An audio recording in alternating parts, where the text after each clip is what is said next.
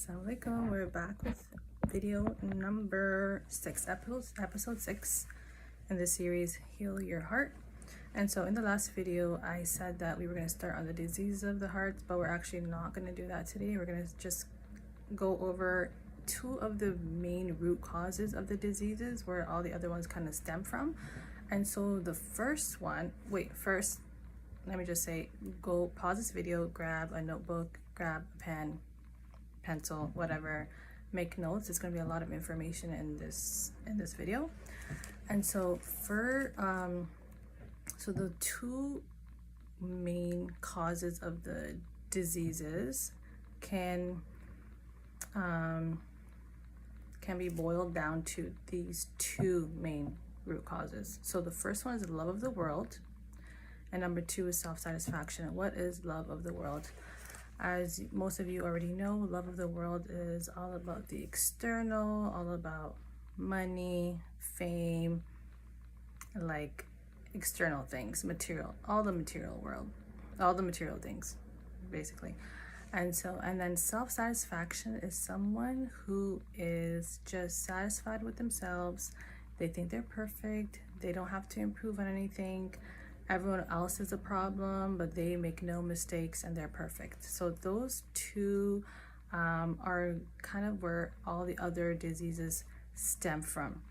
And if I can go in more detail about the self-satisfaction, there are 3 signs.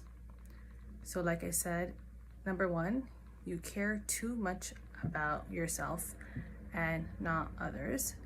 Number 2, you think you are perfect and everybody else is a problem. And number 3, you're too easy on yourself. You don't go outside your comfort zone. You don't challenge yourself, and so you're not growing. And one of the main points of tazkiyah, it means purification of the heart, but also means to grow. So that's another goal that we should have, is to grow as human beings, to always become better.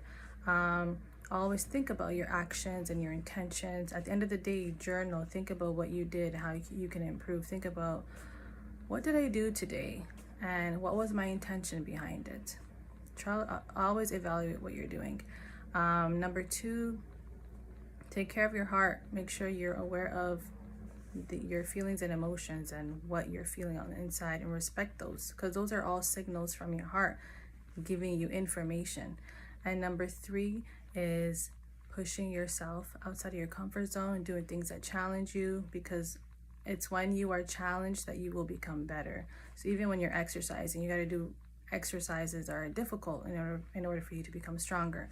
And so even things that are challenging is like fasting, giving charity, whatever is difficult for you, try to do those things to challenge yourself. Always try to improve yourself, motivate yourself.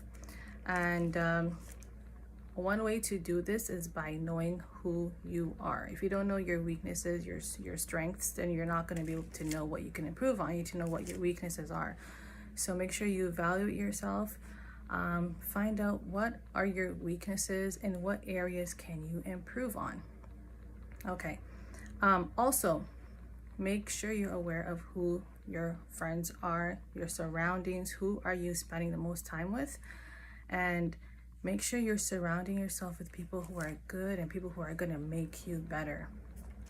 3 things to make note of, 3 things that will help you to fight this love of the world, is because love of the world is so external, we need to do the opposite and go within. So number 1, remember and be mindful of God always. You don't need to take time off to do that. You can do that while you're driving, while you're laying down, while you're just walking outside, while you're exercising. You can always be doing dhikr and thinking about God and be mindful of Him. Number 2 is reciting Quran, not only in Arabic, but also reading the meanings and really reflecting deeply on what the meanings are. And number 3 is reflecting and meditating on God's creation. So for me, that means God's creation means nature. So taking that time, alone time, to spend in nature and reflecting and meditating and just being present. And that just means just turning off your phone, getting away from everybody, and just go outside, go to the park, go where there's whereas trees and nature. Okay, so even if you're spending time with animals too, but in Toronto that's difficult, but there's lots of beautiful parks around here where you can just sit down and reflect and look at Allah's creation. And so when I was thinking about these two root causes, I was thinking about what are the origins.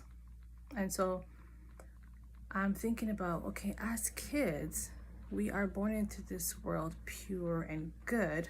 And so how do these two diseases, these roots, how do they form inside a child? How do they come about?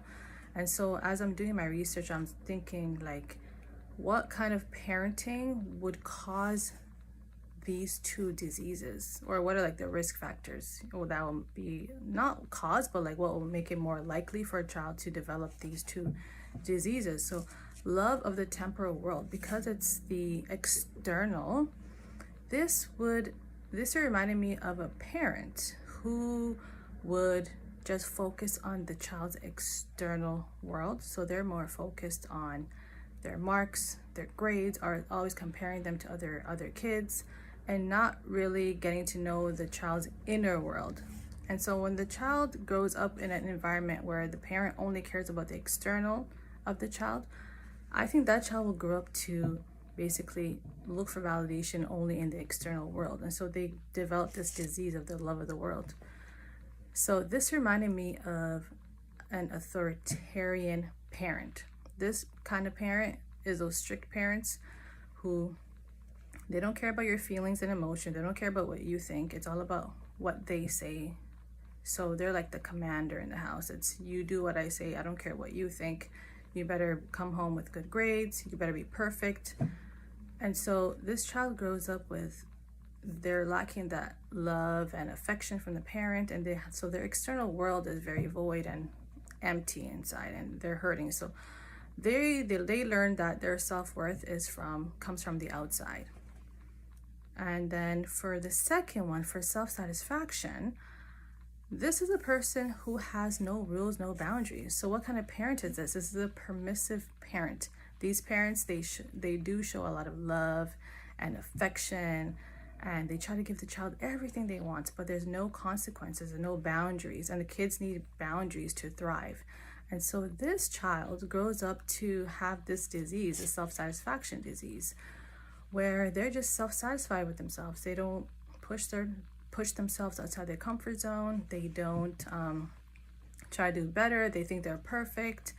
And so it just made sense that these two diseases kind of stem from those two extreme parenting styles. So I always try to find the connection between like modern psychology, what I learned in university and do my research, and then and then connecting it to Islamic psychology and spirituality. So I thought that was interesting that those two root causes stem from those two extreme parenting styles. I just thought when that came to me, I was like, oh my God, that's so cool. Like it makes more sense. So I just wanted to share that with you guys. So as parents, we want to make sure that we're not falling into those two extremes, and that we want to be authoritative parents, not authoritarian or permissive parents. So we want to not be that strict parent who doesn't connect with their child. Make sure you're connecting with the child, but at the same time, you're giving them boundaries and rules and consequences for their behavior. You're always trying to push them to do better, and not forgetting to connect with them and really listening to what they say, their feelings, their emotions. That's also important too. And so that is the end of the video. Those are the two root causes that kind of stem from those two extreme parenting styles. And so make notes, really think about what I told you, try to implement what I said, and leave your comments below. And I'll see you guys in the next video, where we're going to start talking about the first disease of the heart, which is miserliness or greed, if you want to call it that. So we'll go more into detail in the next video. Okay guys, make sure you guys share this video, like, subscribe to my channel, and share it to others who will benefit. Anybody who is interested in psychology, mental health, emotional wellness, purification of the heart, share it to those who will benefit. Yeah, because I just want to share this information that I've been kind of, it's been growing inside of me all these years. I learned all this stuff through my research and through my personal, basically, journey in mental health. I had mental health issues before, and I've gotten so much better right now, and I'm just in that phase of my life where I'm able to function and share what I learned, and I hope it can benefit others. I used to be in a very dark place. Like, for most of my 20s, I was going through a lot: depression, anxiety, panic attacks, a lot of health issues. And it was a very dark time for me in my 20s. And then in my 30s is where I was kind of doing the healing work. I am now 38, and I'm just ready to share what I've learned, basically. And so, yeah, so share this video, and I hope to connect with you guys. And yeah, thanks for following along in this series, and I would look forward to seeing you guys in the next video. Okay, bye. Assalamu alaikum.